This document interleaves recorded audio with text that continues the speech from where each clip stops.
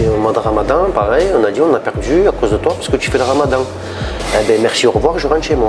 Je casse mon contrat, je rentre chez moi. Parce qu'il faut pas se mentir, des pancartes, non au racisme. Quand je vois la mi-temps, alors c'est bien, hein, Messi, Ronaldo, toutes les Neuer et compagnie qui disent non al racisme, ça va. Tu crois que le racisme il va pas y aller au stade? En vérité, la séparation était difficile au début, mais après tu t'y fais. Donc là j'ai mon père qui me regarde, le message il était clair. C'est où tu sors professionnel, où tu rentres à la maison et je t'envoie aux compagnons du devoir. Je ne comprenais pas à l'époque, on me disait ça quand je suis arrivé au centre de formation, on m'a dit c'est pas le plus fort qui va percer, c'est celui qui a le plus de mental. En 5 minutes, j'avais appris quelque chose déjà, autre qu'en 5 ans. Tu vois. Et je lui dis, dis-leur que tôt ou tard, je vais savoir qui c'est. Et tôt ou tard, il va y avoir un contre un, c'est sûr et certain. Je dis toujours, la personne qui a 1% d'Algérien en lui, elle est fière. C'est ça. Donc moi, ce débat-là, en fait, il n'existait même pas entre binationaux et locaux. À l'époque, je me souviens, il y avait Romain Moment, il était en club avec moi. Il avait été approché parce que son grand-père était algérien. Il a gentiment dit.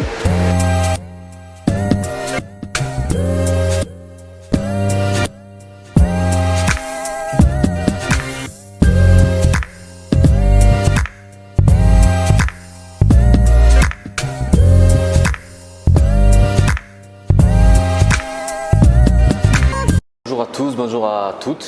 Ça y est, c'est le retour des podcasts enfin après plusieurs mois d'hibernation. Ça y est, l'hiver est terminé, donc on repart. Aujourd'hui, avant de présenter l'invité, on a Kamel qui est avec nous.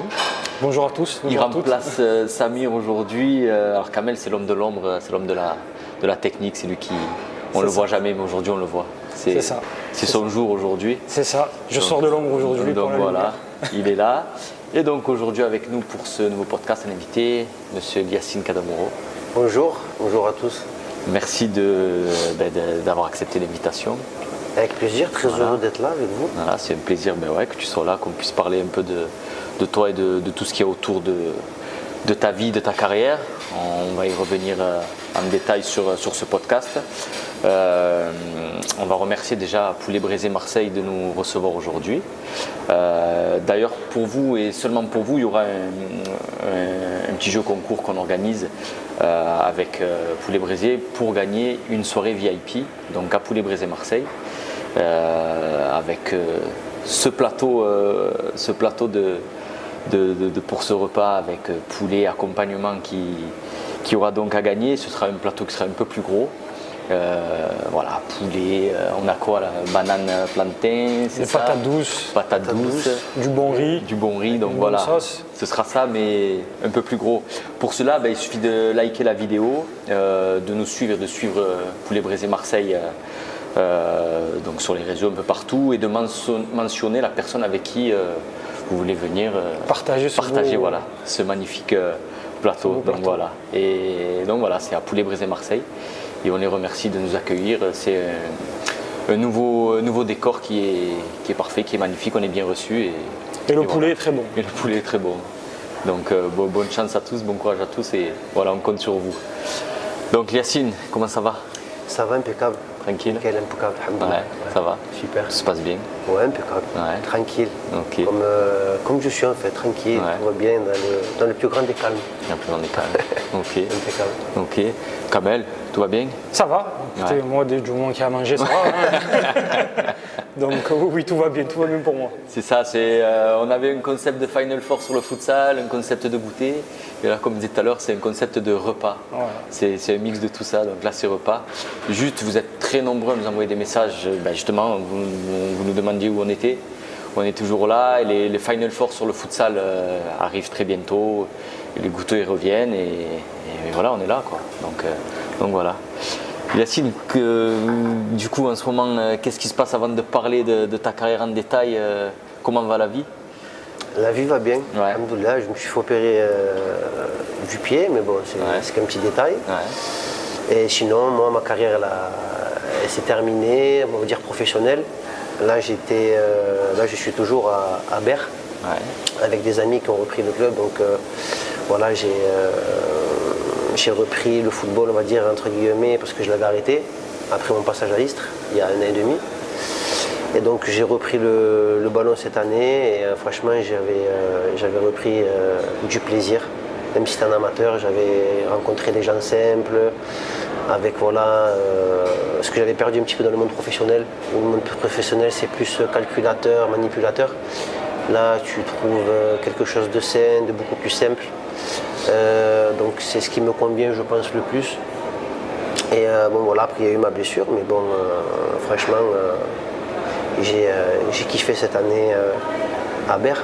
Donc on va préciser Berre pour ceux de la France entière qui nous regardent. Berre c'est Sporting Club de Berre. Voilà, dans les Bouches-du-Rhône, pas très loin de Marseille.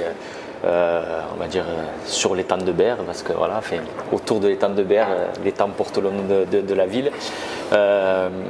Donc Yacine, pareil, pour ceux qui ne connaîtraient pas, un ancien footballeur professionnel. Dis-nous tout, comment ça commence, déjà qu'on dise d'où tu viens et comment ça commence. Alors, moi toulousain de naissance, je commence à 5 ans le football. Ma famille est plutôt rugby, donc j'ai commencé avec le ballon ovale. Mais j'ai vite basculé dans le ballon rond parce que c'est ce que j'aimais, c'est ce qui me donnait envie de me lever. Et j'étais un mordu de ballon, j'avais qu'un ballon dans les pieds et je voulais faire que ça, tout simplement. Donc j'ai commencé jeune à Toulouse, dans la périphérie de Toulouse, jusqu'à mes 14 ans où je signe à Colomiers, en fédéraux, où je fais une grosse année, c'est ce qui me permet de me faire repérer par le FCSM et d'autres clubs formateurs, mais bon, j'avais déjà donné ma parole à Sochaux. Donc à 15 ans, j'intègre le centre de formation du FCSM et ça a été les 5 très belles années où j'ai vraiment adoré le centre de formation. On t'apprend à être footballeur, mais on te donne aussi des valeurs sur le terrain et en dehors. Et on avait une très belle génération, on a remporté la Gambardella, on a remporté les tournois, les championnats. Donc franchement, c'était un kiff d'être là-bas. Et je te coupe, du coup, tu pars à quel âge tu me dis? À 15 ans. 15 ans. Du coup, ça se passe comment le changement Parce que déjà, Sochaux, c'est pas Toulouse. Pour être allé déjà à Sochaux, c'est vraiment pas Toulouse. 15 ans, tu y vas pour le ballon. En fait, dans ma tête, il n'y avait que le ballon. Donc, moi, au début, je ne calcule pas l'environnement, tu vois. Je ne calcule pas que c'est le château en haut d'une pente, en haut il n'y a rien autour. Je ne calcule pas tout ça. Moi, je vois des terrains, je suis content. Mais après, moi, la séparation avec mes parents, avec ma famille, c'était difficile comme tout le monde. Mais je l'ai bien pris, je me suis vite adapté à ce nouveau monde, on va dire, parce que là après c'est plus les mêmes habitudes, faut s'adapter, t'as des entraînements tous les jours, l'école c'est plus pareil aussi, donc au final, mais après on est tous logés à la même enseigne, donc moi j'ai passé 5 merveilleuses années, la vérité. La séparation était difficile au début, mais après tu t'y fais. Et tu as un objectif en tête. Je me souviens de cette première réunion avec mes parents dans le salon où le directeur sportif, M. Routier à l'époque, il disait de toute cette génération-là, en gros, en fait, il mettait déjà des points sur les i. Il disait aux parents, ne croyez pas que vos enfants, ça va être des professionnels. Il n'y en a que 2 ou 3 qui vont sortir du lot. Donc là, j'ai mon père qui me regarde. Le message, il était clair. C'est où tu sors professionnel, où tu rentres à la maison et je t'envoie au compagnon du devoir, tu vas faire quelque chose de ta vie, parce que moi l'école c'était pas ça, j'aimais pas l'école. Donc il m'a dit tu vas faire quelque chose de ta vie, mais je te conseille de faire ce que tu as envie de faire. Donc pour moi dans ma tête, en fait je pensais pas à l'échec. Dans ma tête j'allais faire partir des 2 ou des 3. En fait je pensais pas à l'échec. Dans ma tête j'étais déterminé à sortir professionnel. Et en fait, je ne comprenais pas à l'époque, on me disait ça quand je suis arrivé au centre de formation, on m'a dit c'est pas le plus fort qui va percer, c'est celui qui a le plus de mental. Et moi je ne comprenais pas. Je me dis, attends, s'il est fort, il est fort. Le mental, ok, c'est bien, mais en fait non, c'est la persévérance, l'assiduité, le sérieux qui fait que, au final, la discipline qui fait qu'au final, tu sors professionnel ou pas. Parce que des joueurs qui sont très très bons, très très forts, j'en ai vu toute ma vie, mais ils n'avaient pas ce sérieux, tu vois. Et le problème, en fait, ça se joue là. La discipline, le sérieux, l'envie, ça s'est joué là, en fait. Après, détermination. à cette époque-là, c'était encore un des meilleurs centres de formation en France, Sochaux. Ouais. Je me souviens que Il y a pas mal de joueurs qui ouais, il y a sont beaucoup À de- partis l'époque, là-bas. il y avait Sochaux, Nantes et Auxerre, parce que du coup, c'est quelle année? 88. 80. D'accord, ah ouais. Et nous, on avait une grosse génération 88, même Ouais. 87, 88, jusqu'à Génération 88. 90, 80, même les 88, 92, je vais aller loin. Mais on avait une très très grosse génération et comme je t'ai dit, on a remporté la Gambardella. Il y a beaucoup de joueurs qui sont sortis pro. Bon, moi, je ne suis pas sorti pro à Sochaux, mais parce qu'on ne s'était pas entendu sur les termes du contrat. Donc j'avais qu'une possibilité, c'était d'aller à l'étranger. Donc la Real Sociedad s'est manifestée. Je suis allé faire un essai, je suis allé visiter les installations. J'ai fait un entraînement et après, j'ai vite vu la différence entre la France et l'Espagne au niveau des installations. Ouais. C'était le jour et la nuit, donc dans ma tête c'était clair, c'était là, tu vois. Et tu avais quel âge à cette époque quand tu signes, enfin quand tu vas visiter Quand les je vais installations? visiter les installations, j'ai 20 ans. Parce que du coup, quand tu sors de Sochaux, est-ce que tu te sens prêt pour intégrer le monde pro ou tu te dis j'ai encore beaucoup à apprendre, ou je dois finir ma formation malgré mon âge, je dois finir ma formation en Espagne? À l'instant T, tu prends pas conscience. En fait, pour moi, à l'instant T, pour moi, je suis prêt. Mais en fait, avec l'expérience et les années, je me dis qu'à 20 ans, en fait, je n'étais pas prêt. Je n'étais pas prêt pour la France déjà, parce que la France, derrière, pour un défenseur, c'est strict. Et moi, j'aime bien prendre des risques. Le problème était que j'arrive pas à avoir de pression. En gros, tu peux me presser, presse. Il faut que je trouve une solution. Pour moi, dégager en touche, ça me faisait mal au cœur. Et des fois, il faut faire péter, tu connais. Et moi, mon problème, c'était ça, surtout en France. Donc, je faisais mes matchs, mais des fois, je faisais des petites erreurs comme ça. Et là, j'arrive en Espagne, on me dit en gros, mais tu prends pas assez de risques. Genre, premier entraînement que j'ai fait en Espagne, je suis resté dans mon mode classique France, on fait tourner, même si tu n'es pas pressé, tu reçois la balle, tu regardes devant, l'attaquant, appel en profondeur, diago. Donc je mets la diago, tout va bien, ça arrive dans les pieds impeccables. Là je vois que mon coach il siffle et il me dit non, fais la passe au latéral, recule pendant le temps de passe, tu vas libérer l'espace au 6 qui va venir s'intercaler. Le latéral, s'il n'a pas de solution, il ressort avec le 6, il va ressortir avec toi, tu tournes de l'autre côté. En 5 minutes, j'avais appris quelque chose déjà, autre qu'en 5 ans. Tu vois. Ouais. Donc, c'est-à-dire qu'à Sochaux, j'ai appris le physique, du côté athlétique. Je suis arrivé là-bas, j'étais prêt. Mais là-bas, avec le bagage technique que j'avais, j'ai appris aussi tactiquement. C'est-à-dire que je suis arrivé dans mon équipe en Espagne. En France, j'avais que des beaux bébés, athlétiques, ça courait vite, ça rentrait dedans.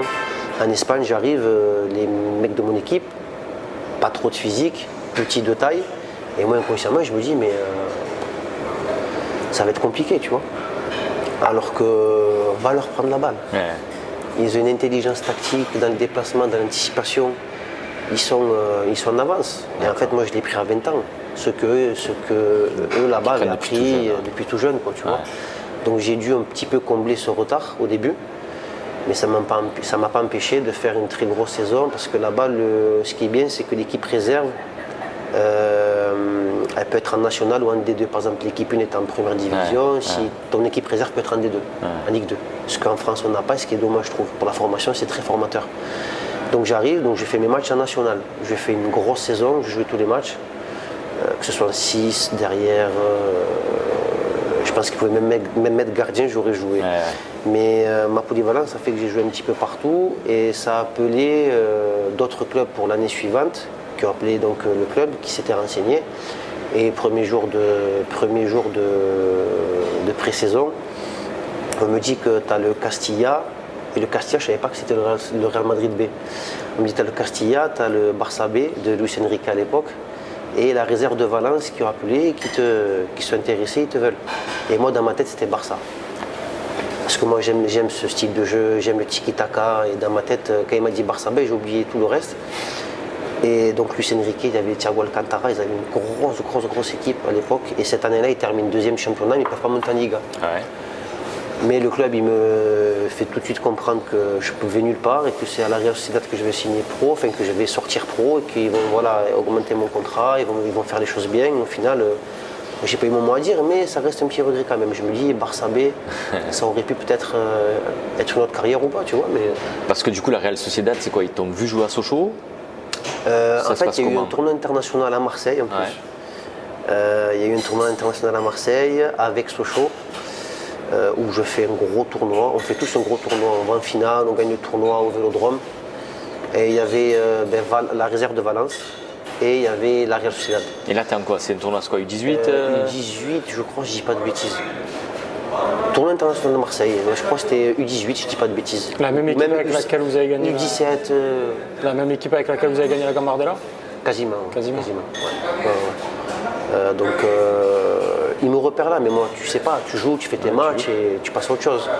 Et en fait, Eric Olatz donc appelle M. Battès, donc mon recruteur, et il demande ma situation un petit peu. Il m'avait gardé dans un coin de sa tête et ça s'est fait comme ça en fait. Il a su que moi je voulais partir, Sochaux était persuadé que j'allais signer mon contrat d'un an, alors que moi je voulais 3 ans.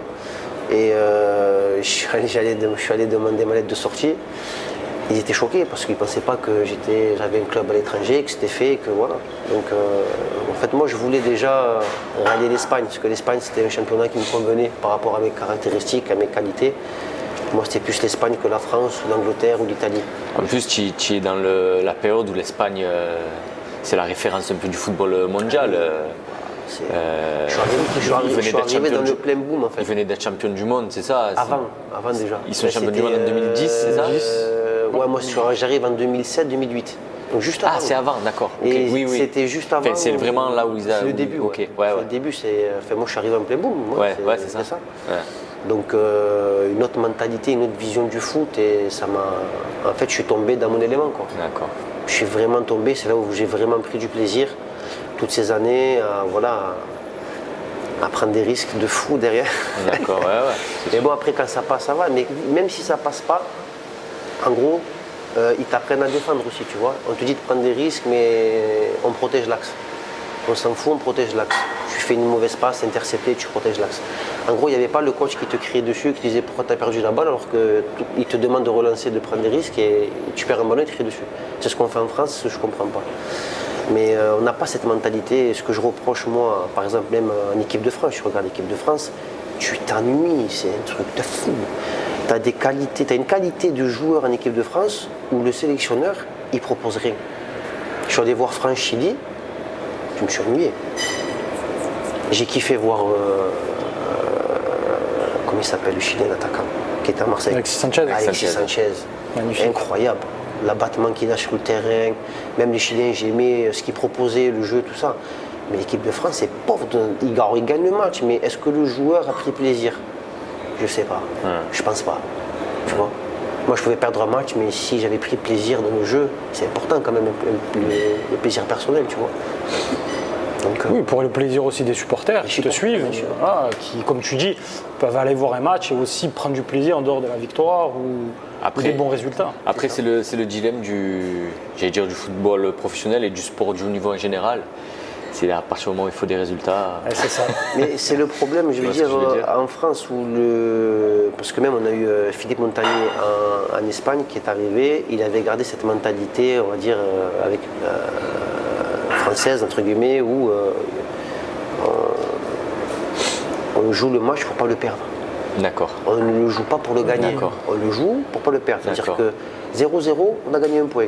1-0, on ferme. Non, en Espagne, les gens ils payent leur place, ils ramènent leurs enfants, ils veulent du spectacle, ils veulent des buts. Même si tu perds, tu as fait 4-2, 5-1, 4-4, 3-3, ils aiment ça et c'est beau, enfin, c'est un football offensif. Même dans la tactique, par exemple, tu joues latéral, c'est pas pareil.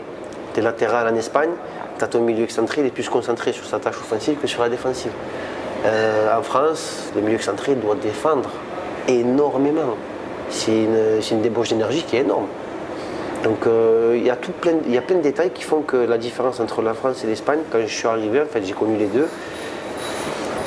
Pour moi c'était l'Espagne, c'est différent, mais pour moi c'était l'Espagne en fait. Parce que dans le plaisir, dans les entraînements, pré-saison, c'est qu'avec ballon, il n'y a pas de basket, c'est qu'avec les crampons, du ballon, ils respirent le football. Toi, tu l'as dit un peu au début, et on revient sur ça. Donc toi, défenseur, axe ou latéral? Défenseur, axe de formation. Ouais. Je peux jouer en 6, latéral aussi. Après, en fait, Je suis arrivé en Espagne avec une ambition et en fait, tu me faisais jouer où tu voulais, quoi, tu vois. Par exemple, j'ai débuté en Liga. Philippe Montagnier avait bien cerné mon profil. Il m'a fait jouer milieu droit. Donc j'avais jamais joué milieu droit de ma vie, mais dans ma tête, j'ai dit j'ai 25 minutes. Et j'ai 25 minutes pour tout arracher en fait. Ou je continue ma carrière, ou ça s'arrête là, avec ma famille dans les tribunes, dans la tribune. Donc j'avais pas le temps de me dire qu'est-ce que je fais. Fonce en fait. Fonce et fais ce que tu as à faire. Donc il m'a fait confiance, c'était un petit cadeau empoisonné. Ouais. Mais je l'ai pris, ça s'est bien passé. De là, tu vois. D'accord. Donc à partir de là, c'est parti, tu vois.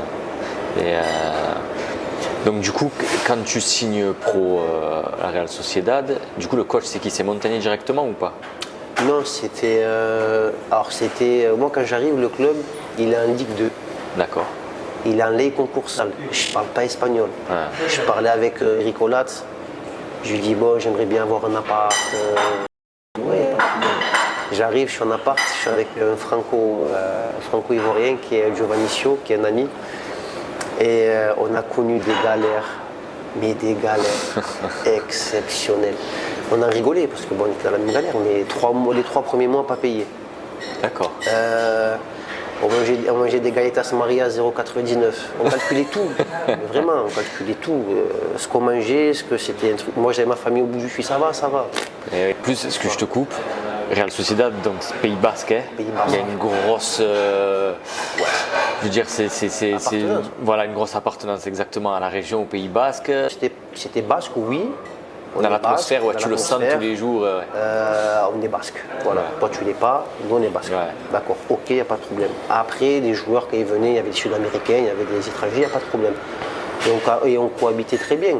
Après, le problème, c'est que voilà, au début, ils te testent. Moi, je viens d'arriver. Comme je t'ai dit, moi j'allais m'entraîner avec l'équipe 1. Et on n'avait pas le temps avec Giovanni. Je mets Giovanni dedans parce qu'il était avec moi, il était pareil. En gros, nous on avait faim. Nous on avait un objectif, on n'était pas venu pour la plage, pour se balader au centre-ville, on était venu pour jouer avec l'équipe 1. Un entraînement, c'est la finale de Ligue des Champions. Ouais. Et ça faisait peur en fait. Avec le recul, il voyait 2 minots arriver, 20 ans, comme ça, on parle pas la langue. Mais on est là, on a faim. Il ne faut pas calculer en fait. On faisait peur en fait. On leur faisait peur. Donc moi j'ai eu des épisodes où j'arrive dans le vestiaire avec la baie, ils te mettent une poupée vaudou avec des aiguilles dedans, numéro 5. Genre tu rentres dans le vestiaire, silence radio, tu sais que c'est pour toi. Mais méchant. Après c'est où tu te laisses faire. Ah oui. Et il y avait un mec qui est un joueur qui était avec nous, Jules Pardo. Et je lui dis, parce que lui il était français et basque, il parlait espagnol très très bien. Et je lui dis, dis-leur que tôt ou tard je vais savoir qui c'est. Et tôt ou tard, il va y avoir un contre un. C'est sûr et certain. Donc j'ai su qui c'était. Et je l'ai recroisé un jour en soirée. Et il savait pourquoi je venais sur lui. Donc après, le problème c'est que voilà, mon caractère m'a fait défaut aussi. Et ils veulent plus des moutons, entre guillemets, des gens qui disent oui à tout, des suiveurs. Et moi, c'était pas dans mon éducation, c'était pas dans mon ADN, en fait, tout simplement. Il y a des choses que je peux pas accepter, tu vois. Les manques de respect, j'accepte pas, impossible. Et quand tu pars à la Real Sociedad, tu pars seul, donc sans ta famille, sans rien. Donc après, ça forge. Ah oui. Ça forge d'arriver jeune dans un environnement qu'on connaît pas, dans une langue qu'on connaît pas, puis avec des petits coups de vis, on va dire, comme dans les vestiaires. Après, en fait, je pense que quand tu te sens livré à toi-même, c'est là où ton vrai côté, on va dire, pas de révolte, mais de ne pas se laisser faire, comme tu disais, ressort. Sauvage. Enfin, c'est le mot, c'est côté sauvage en fait. Oui, parce que tu te protèges aussi. Je te protège. Oui. Moi, je savais qu'il fallait que je fasse plus que les autres pour être. Ouais. En fait, à niveau égal, ils prenaient le basque. Ouais. Au lieu de me Il y avait une préférence, on va dire, nationale. Bien sûr, oui. Même pour moi, je pense qu'il y a des. Il y en a, ils ont eu leur carrière parce qu'ils étaient basques. S'ils ne sont pas basques, je ne les vois pas jouer ailleurs. La réalité, elle est là. Je peux dire ce que tu veux. Il y en a, tu les regardes, tu ne vas pas vite. Techniquement, tu es léger. Tu regardes bien au fin fond de tout ce que tu veux. Non, si tu n'es pas basque, merci au Pays Basque, merci que tu sois basque, que tu aies fait ta carrière. C'est comme ça, il faut l'accepter. Oui, après, est-ce que tu penses que c'est, on va dire, au niveau en dehors du Pays Basque, est-ce que c'est, on va dire, à Madrid, ils sont pareils à se dire. Est-ce que c'est l'Espagne en général? Est-ce que les Catalans. Je pense qu'après, en ayant après échangé avec des joueurs de la sélection qui ont joué dans le sud de l'Espagne, et que voilà, je pense que la mentalité elle est différente, elle est plus ouverte déjà. Ouais. Il y a moins ce truc de. Alors il y a ce truc d'appartenance, je pense, en Catalogne, même à Madrid, en Galice, régionaliste, mais peut-être moins marqué, tout simplement. Tu vois, c'est. Après, c'est dommage, je pense que c'est dommage parce que. Peut-être j'aurais peut-être une autre carrière aussi, tu vois, je sais pas. Si j'avais pas fait certaines choses, si j'avais pas fermé ma bouche, si j'avais pas été moi. Mais au final, je suis obligé d'être moi-même. Ouais, bien sûr. Mais je peux pas laisser passer certaines choses, tu vois, c'est pas possible. Et du coup, donc, tu fais ta place en équipe 1. Du coup, au bout de combien de temps Difficilement. Hein. Ouais. Difficilement, je fais mes preuves avec la réserve, donc je mange mon pain dur, on va dire, mais je lâche pas. Et Philippe Montagnier arrive, donc entraîneur étranger, français, avec une nouvelle mentalité. Ça t'aide du coup? Oui. Sur la communication, etc. En fait, sur la communication, je l'ai aidé aussi parce qu'il venait d'arriver, mais moi, je suis pas dans le truc de copinage. Ouais. Genre, t'es coach, je suis joueur, aller faire un resto ensemble, faire un copain. Je suis pas comme ça. On était voisins. Hein. D'accord. J'étais dégoûté. Ah, c'est délicat. Genre, je le vois arriver, alors pas par rapport à lui, mais je me dis, putain, la vie, elle est immense, on est voisins. Je dis, c'est pas pareil, ton voisin, c'est le coach. J'étais dégoûté. C'est surtout qu'arriver avec un coach français, je pense que dans l'équipe. Ça peut être pire qu'avant. Voilà, ça peut être pire qu'avant. Bon, au final, non. Franchement, moi, je pourrais que le remercier à Philippe, parce que c'est lui qui m'a vraiment donné ma chance. C'est lui qui m'a fait confiance. Grâce à ça, ça a débouché sur la sélection, qui était un objectif. Voilà. Après, comme je dis, il a bien cerné ma personnalité. Il savait que j'étais quelqu'un de pas frileux. Il savait que j'étais quelqu'un qui aimait bien les défis. Donc, comme j'ai dit, il m'a lancé contre Barça à milieu droit.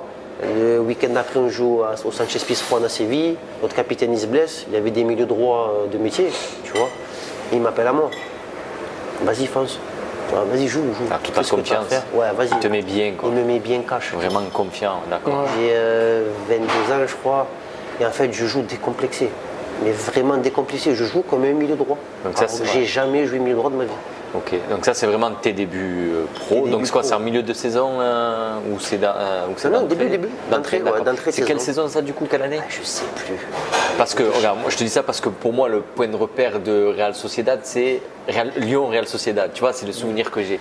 Ça c'est 2000. Ça c'est quoi, c'est 2000. Ligue des Champions, c'est 2013. Saison 2013-2014 2014. 2014. Ah, 2014 parce que 2014. Parce qu'on fait ce match donc, préliminaire de Ligue des Champions. Après, on est qualifié. Il y a la Ligue des Champions. Et après, la Coupe du Monde. Donc, ouais, c'est 2014. D'accord. Et donc, voilà, pour revenir à ce match, parce que c'est vrai que c'est un match qui m'avait marqué. Donc, Griezmann.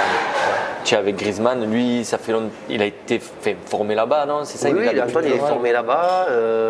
Il arrive tranquillement en équipe première. Il est arrivé sur un concours de circonstances, mais qui fait qu'au final, il a eu sa carrière, il a saisi sa chance, il a fait la carrière qu'il a faite aujourd'hui. Il y a un joueur de la réserve qui devait monter, c'est lui qui te blesse sans faire esprit le matin même, c'est vrai, mais parce qu'il n'est pas méchant. Donc il ne le blesse pas pour le blesser. Moi, des fois, j'avais des trucs où je pouvais blesser les gens, tu vois, c'était mauvais, mais lui, non, vraiment pas. Et donc il monte, il fait son entraînement, il y a un match amical, il marque. Et à partir de là, c'est parti. Tu vois. Premier championnat titulaire, il marque. Quand il fallait être là, il était là.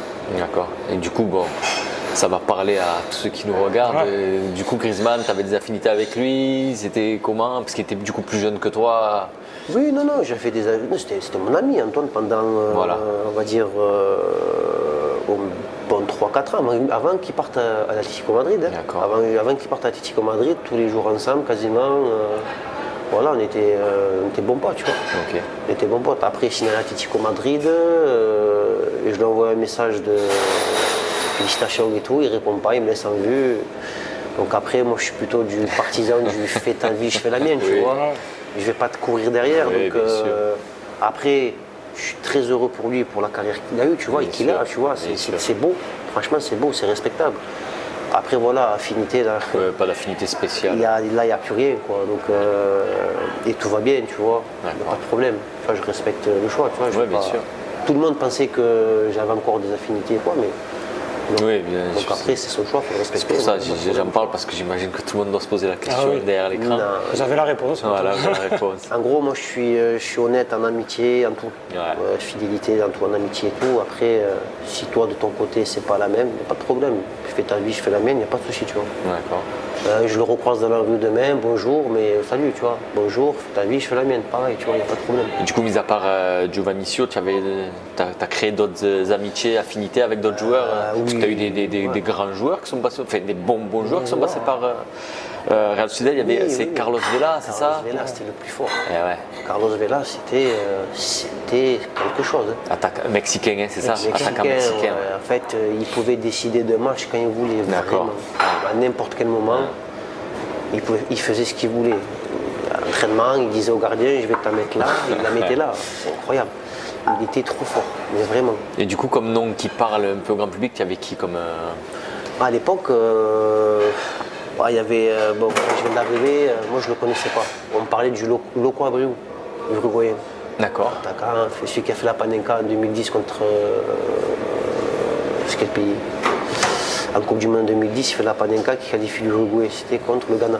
Ghana, ouais, penalty, ouais, exactement. Ouais, voilà. Après, il y a eu qui? Bon, il y avait Antoine, il y avait Carlos, il y avait Xavi Prieto, capitaine emblématique, très sérieux, franchement, un exemple. Après, il y a eu qui? Claudio Bravo. Claudio Bravo, gardien. Gardien de but, ouais. Très très fort. Très très fort. Il y a eu Aris Seferovic. c'est un Suisse. Il y avait Emmanuel Aguirre, ouais. Emmanuel Aguirre qui était basque, mais très très bon attaquant. D'accord. Churi Castro, uruguayen aussi. Il y a eu qui? Non, franchement, après, il y avait des très bons joueurs, mais tu ne les connais pas forcément en fait. Moi, j'ai rencontré des joueurs en Liga que je ne connaissais pas forcément, mais c'était des phénomènes. Eh ouais. Cani, par exemple, à Villarreal, Ouais. numéro 10. Ouais. Je voyais à la télé, ok. En vrai, Et en vrai, on s'en rend compte. t'es Ouais, choqué. c'est T'es bien. choqué. C'est autre chose. Joaquin, choqué. Antonio Reyes, il y en avait plein comme ça. Des joueurs, tu disais, tu disais, il est chaud en fait. Ouais. Dur à prendre, hein. D'accord. Un contre un dur à prendre. Mais franchement, c'était la Liga, le championnat espagnol, c'était vraiment, vraiment un régal. Ouais. Franchement, c'était Et incroyable. du coup, sur ta première année où tu passes, on va dire, avec le groupe pro, tu glanes quand même beaucoup de temps de jeu ou ça reste des petits bouts par là, pas de petits Ben, bouts par par-là rapport à ce que je pensais, non, je dois faire peut-être une quinzaine, une vingtaine de matchs, quand même pour ma première année. Donc c'est bien. Tu vois. Ah Après, ouais. j'ai la sélection qui arrive en 2010, si je dis pas de bêtises. Ouais, avec l'Algérie. Tu avais déjà eu des Donc sélections. ça allait vite, tu vois. Tu as eu déjà des sélections Non, en jeune. En fait, ma première rentrée contre le Barça, donc quand je rentre milieu droit, donc il y a ma famille, on fait 2-2, je fais une très grosse entrée, ça se passe bien. Et j'ai une discussion avec l'un des maisons qui me dit, en gros, là ça y est, le bled ça peut venir, tu vois. Et j'ai dit, ben, ça vient, hein. J'ai dit, Inch'Allah, ça vient, hein. C'est ce qu'on veut de toute façon. Et en fait, ça arrivait vite parce que j'enchaînais les matchs, donc j'ai de la visibilité. Vaïd est venu voir les matchs. Et le problème après, c'est que voilà, en tant que joueur africain, on va toujours te dissuader de représenter ton pays. En gros, on m'a dit clairement, si tu vas jouer pour ta sélection, pour ton pays, il y aura les CAN en hiver, les clubs ils vont pas te recruter, ou si tu y vas, on va faire sans toi à ton retour. Et ça, je trouve que c'est d'une tristesse en fait. c'est malsain. C'est malsain, tu vois. Ah ouais. Et toute ma carrière, c'était quasiment ça. Même par exemple d'autres joueurs qui jouaient la compétition, la même compétition, la CAN, et ben, venaient me voir à moi pour me dire ouais, mais on a besoin de toi. Si tu y vas à ton retour, on fera sans toi. Mais qu'est-ce que tu veux que je te dise? Moi, je veux jouer et représenter mon pays. sûr. Fais ça moi. Qu'est-ce que tu veux que je te dise? Moi, je vais représenter mon pays. Même si je dois jouer ou je ne dois pas jouer, mon pays m'appelle, j'y vais. Tu te dis quoi de plus? Juste une parenthèse du coup sur ça, l'Algérie. Il y a un truc que je savais pas, alors tu me dis si je me trompe, ton nom aussi a origine italienne. Oui, ma mère ça. est algérienne et mon père est français italien. D'accord, ça, tu vois, ça, je l'ai découvert là, 50-50. en regardant, je ne savais même pas. Ok, donc français. Donc, après, par rapport à l'Italie, tu as une accroche particulière ou... Non, enfin. Autant l'Algérie mon c'est père présent n'a pas depuis le début, voulu. c'est ça? Autant l'Italie, le côté italien. Oui, fait, du côté de mes grands-parents, oui, j'avais Oui, ce côté rapport, grands-parents, cette proximité avec ma famille. Mais après, avec la famille italienne au pays, non, il n'y a pas de. D'accroche. Parce que voilà, quand tu es dans le monde pro, Real Sociedad ça se passe bien, toi tu penses à quoi? Tu te dis je vais faire équipe d'Algérie, tu te dis équipe de France. C'est là que j'allais te dire, tu penses équipe d'Italie, tu vois ce que je veux dire? En fait, j'ai eu une présélection quand j'étais au centre de formation en équipe de France et j'ai pas aimé. Et justement, quand je rentre de cette présélection, parce que je faisais des bons matchs, des bonnes prestations. Du coup, c'est quoi, section quoi? U18, c'est U17, c'est quoi? Je sais plus, je crois que c'était U18 si je dis pas de bêtises. Et en gros, j'y vais et j'aime pas. Donc, j'aime pas, ça se passe mal. Et quand je reviens de cette semaine-là, j'étais avec Martin. Ouais. Et donc, pour Marvin, ça se passe très très bien. Et même lui, il me dit, mais c'est ça, tu vois. On voit que t'es pas bien, que t'es pas à l'aise. Je me sens pas bien, je sais pas. Je sais pas, j'aime pas. C'est plus un problème d'atmosphère ou plus sportif en lui-même? Un peu des deux. Atmosphère, je pense. Ouais. En gros, moi, j'ai besoin de me sentir bien là où je vais. En confiance. Et pas trop d'atomes crochus avec les autres, tu vois. Bizarre. Ouais. Donc le club Sochaux, ils me disent qu'est-ce qui s'est passé, qu'est-ce qui se passe, tu vois, pourquoi t'as pas. Je leur ai dit la vérité, pour moi je ne me suis pas bien senti, donc ça s'est ressenti sur mes performances. Donc voilà, après moi dans ma tête, l'Algérie c'était très présent depuis tout petit. Donc dans un coin de ma tête c'était. Je kiffais, mais c'était un rêve en fait. Tu vois, c'était comment on fait, comment ça peut arriver, etc. Donc au final. Quand l'Algérie est venue, quand je dis oui, tu vois. J'ai même pas réfléchi à me penser est-ce que c'est l'Italie, est-ce que c'est la France, est-ce que c'est quoi que ce soit d'autre. Non, pour moi c'était l'Algérie. C'est ce qui allait rendre fière ma famille aussi, tu vois. Donc, et au contraire, c'est exceptionnel. Je crois que c'est les meilleurs souvenirs que j'ai de ma carrière, c'est avec le bled. Et c'est ce qui manque en ce moment. Si tu me dis qu'est-ce qui me manque à l'heure actuelle de ma carrière, c'est ça. Sélection. L'ambiance, le peuple, l'atmosphère, l'engouement, c'est ça qui manque. Je te dire, on en parlait juste avant qu'on démarre l'enregistrement du podcast. Justement, on parlait de l'Afrique en particulier, en général et l'Algérie en particulier. C'est vrai que ça dépasse le foot. Oui. Être en sélection, voilà, là c'est. En tant que sélectionneur des Comores, là je viens de finir ma mission, mais là je te parlais en tant que sélectionneur des Comores tout à l'heure, où moi-même qui ne suis pas comorien, une sélection, je me sentais comorien dans le truc. Hein. Quand il y a l'hymne qui retentit avant le match, mais toute l'atmosphère qu'il y a, les supporters, comment tu es suivi, encore nous c'est que le futsal, donc le foot c'est encore plus. Explique-nous toi, voilà, comment tu as senti toi, c'était pas que du foot, c'était l'Algérie, c'était justement c'est l'histoire. Il y a tout qui rentre en compte, c'est pas que le football, c'est l'histoire de ta famille, c'est l'histoire du pays, c'est l'histoire commune avec la France aussi. La France aussi, exactement. L'histoire difficile avec la France aussi.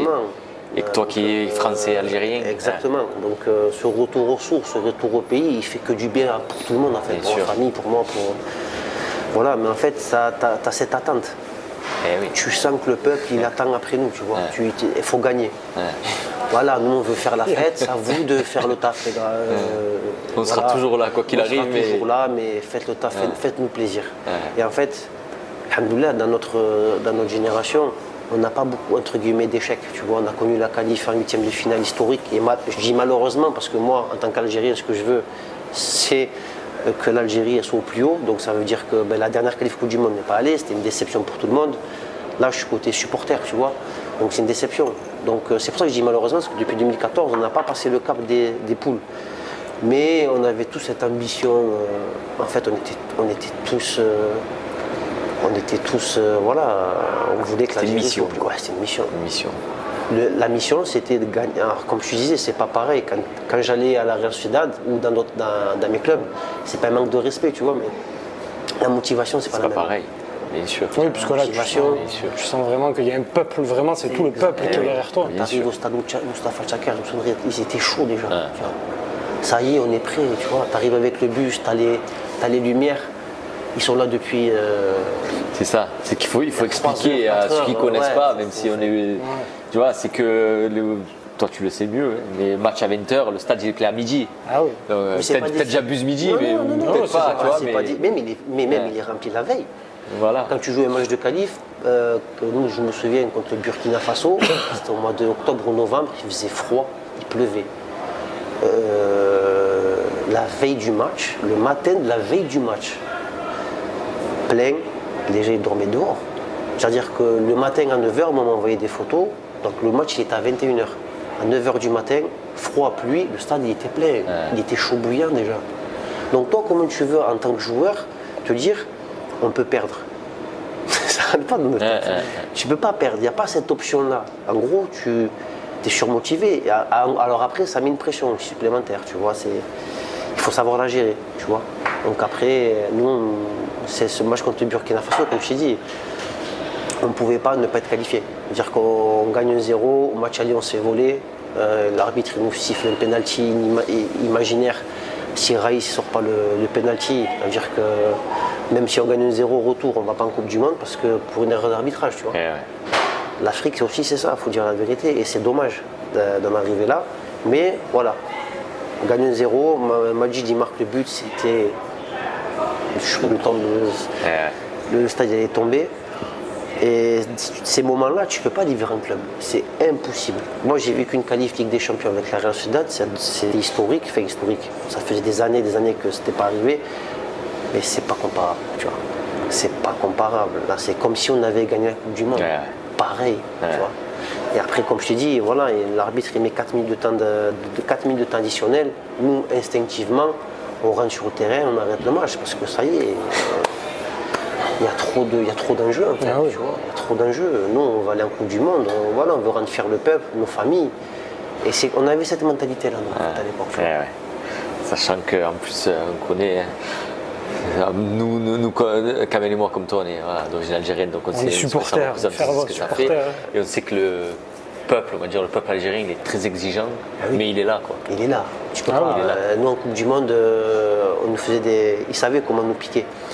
Ils nous mettaient des vidéos de frères et de sœurs au bled qui, voilà, et il y avait une vidéo, moi ça m'a marqué, il y a un Chibani, il a vendu sa maison pour venir nous voir au Brésil. Et juste, on précise, Chibani c'est... Pardon, excusez-moi. Chez les Arabes, c'est une personne âgée, excusez-moi, je me suis emballé. Une personne assez... On précise pour ceux qui ne savent pas, mais tu as raison, non, mais il faut dire les... Et tu vois, tu te dis, attends, t'as pas le droit de décevoir en fait. C'est une obligation de rendre fier et de tout donner en fait. C'est pareil, on en parlait juste avant, c'est que même ceux qui s'en foutent complètement du foot, tu représentes l'Algérie. Exactement. Ça. Moi j'ai toujours la personne qui a 1% d'Algérien en lui, elle est fière. C'est ça, c'est ça. C'est comme ça. C'est comme ça, tu peux pas l'expliquer. Quand l'équipe nationale elle joue, t'es pas bien, t'es tendu, tu te fais 20 fois. Alors moi je suis passé de l'autre côté maintenant. Alors quand j'étais joueur, c'était moins. J'avais moins ce truc. Maintenant que je suis passé côté entre guillemets supporter, je suis ingérable. Et tu peux rien c'est faire. dur. Et surtout que tu peux rien faire. Quand tu étais joueur, tu pouvais décider un peu du truc. Fou, c'est dur. Mais quand tu es pas, mais bien sûr. C'est trop. En fait, mais même c'est trop en fait. C'est dans l'excès, tu vois. C'est-à-dire quand tu fais moi ma femme me prend pour un fou.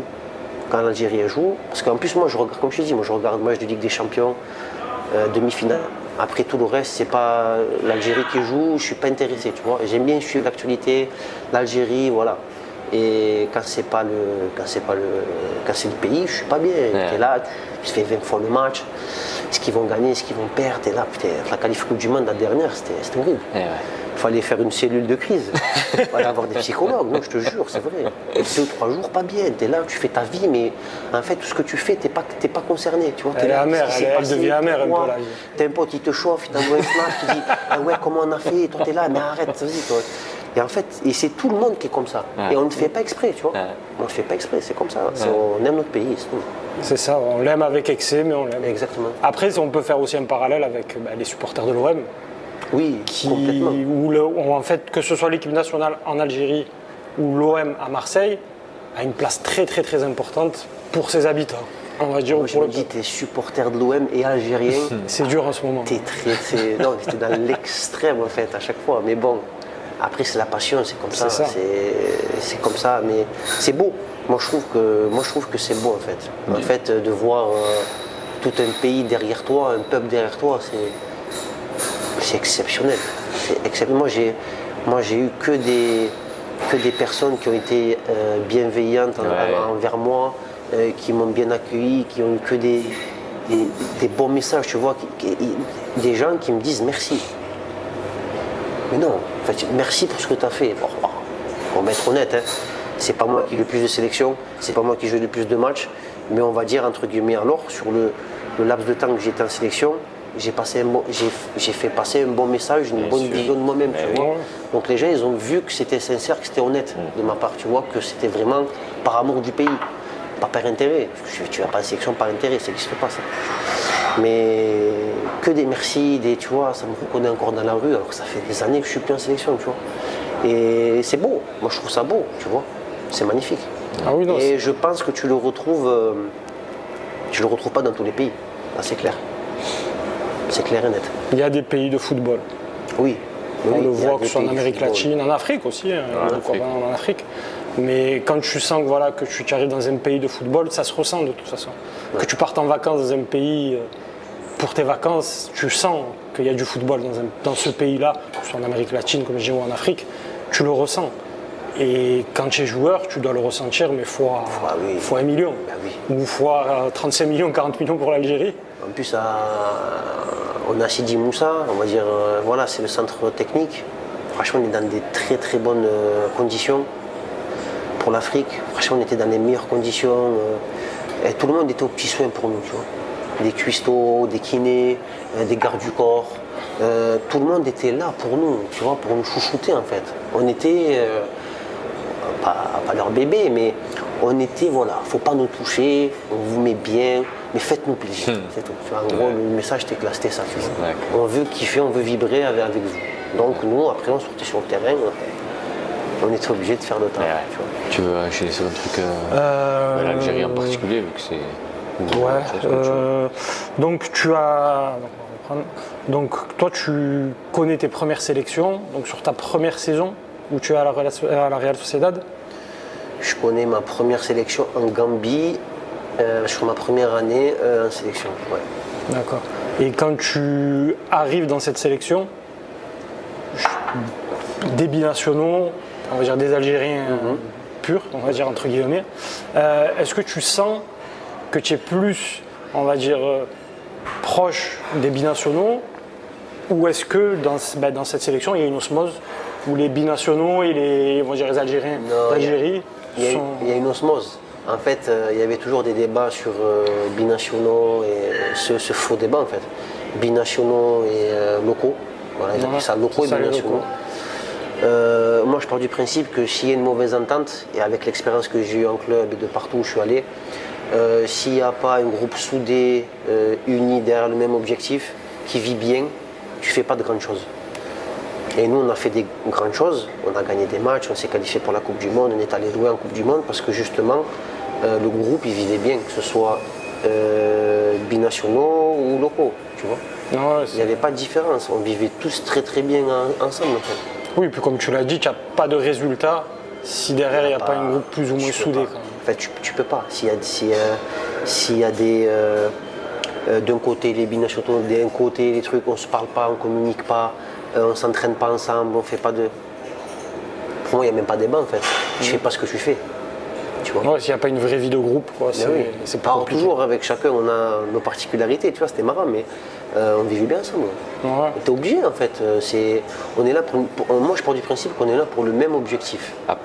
À partir de là. Parce qu'après, est-ce qu'en Algérie, on te parle, voilà, il y a un problème de binationaux, parce que je te parle en France, il y a des débats à 2 balles où ils veulent te mettre ils veulent te culpabiliser d'un truc si tu choisis tel ou tel pays, alors que par exemple, on va prendre ton exemple français, algérien, c'est la même, que tu choisisses la France ou l'Algérie, tu fais ce que tu veux, tu as les deux passeports, dans ton cœur tu as les deux, C'est ça, tu après, peux c'est être ton plus choix à toi, attiré hein. par un, il n'y a aucun Exactement. souci. On fait ce qu'on veut, donc ça c'est des débats racistes à ouais. deux balles. Est-ce qu'en Algérie, ça ressortait aussi est-ce qu'il y avait une vision spéciale des binationaux ou pas? Non. Enfin, moi, de ce que j'ai vécu, de ce que j'ai vu, il n'y avait pas de débat. Au contraire, comme je t'ai dit, il y avait le peuple, il était derrière nous, tu vois, il n'était pas contre nous. Donc moi, ce débat-là, en fait, il n'existait même pas entre binationaux et locaux. Je rentrais même pas dedans parce qu'en Oui, fait, c'était pas. ridicule. À partir du moment où tu représentes le pays, tu le représentes. Voilà, c'est tout. Ça, Soit c'est son- franco, Et C'est ça, la sélection, elle appartient à algéro, personne, elle appartient à tout le monde. Ah. C'est-à-dire que tu peux être. Regarde, là, en ce moment, on a Zerouki, hollandais. Ouais. Très bien. Bébé, Ouais. bienvenue. Bien Tu sûr. veux défendre ton pays, viens, bien sûr, tu as raison. Bien sûr. Moi, ce que je respecte, c'est surtout aussi des joueurs qui disent, entre guillemets, on est binationaux, on est français, algérien, ou je sais pas moi, espagnol, algérien. Mais je ne ressens pas l'envie ou le besoin de jouer pour l'équipe nationale d'Algérie parce que j'ai pas cette attache. Comme a fait Yacine Adli. mais il y a de pas le dire, longtemps, là. hein. C'est respectueux. Je trouve que je préfère un gars honnête qui dit, les gars, moi, l'Algérie, voilà, c'est pas trop ça, je me sens pas vraiment attiré, que de dire opportuniste, tu vois. Bien sûr. Et j'aime pas ça, moi. C'est-à-dire qu'après, ça va se sentir, c'est pas bon. Si tu fais ton choix, fais-le, il n'y a pas de problème. Comme nous à l'époque, il y a eu Sofiane Fegouli, Yassine Brahimi, Fawzi Goulam, Safir Taider, il y a eu moi. En fait, on est arrivé, il y a eu une vague, on est arrivé, mais on ne s'était pas concerté. Tu Ouais, vois. bien sûr. On est arrivé, on savait pourquoi. Il n'y avait pas de débat. Je me souviens, Yassine Brahimi était avec les espoirs, il attendait juste l'appel de l'équipe d'Algérie. Tu vois. Donc quand tu y vas avec le cœur, tu y vas pour des bonnes raisons, il n'y a pas de Non, débat. parce que j'ai te dirais même, tu peux même aimer l'Algérie du plus profond de ton âme, de ton cœur, et préférer sportivement la Sportivement, France. ouais. Il y a pas de, Ou ton- ça ne veut pas ou dire ton que tu vas deuxième choisir. pays, ouais. Et l'inverse, c'est pareil. exactement. T'es français, t'es algérien. Après, moi, sur ce point-là, je me dis, après, moi, je parle pour moi, parce que moi, je parle de ma vision. Moi, comme je disais, moi, j'aime l'Algérie et je partais du principe que ce qui allait faire vibrer les miens, c'était l'Algérie. Aussi, bien sûr. Tu vois. Après, c'est ton histoire Après, personnelle voilà, c'est mon aussi, histoire avec personnelle, ta famille, exactement, bien tu vois. sûr. Après, c'est possible, comme tu dis, que les gens ils fassent l'inverse, tu vois.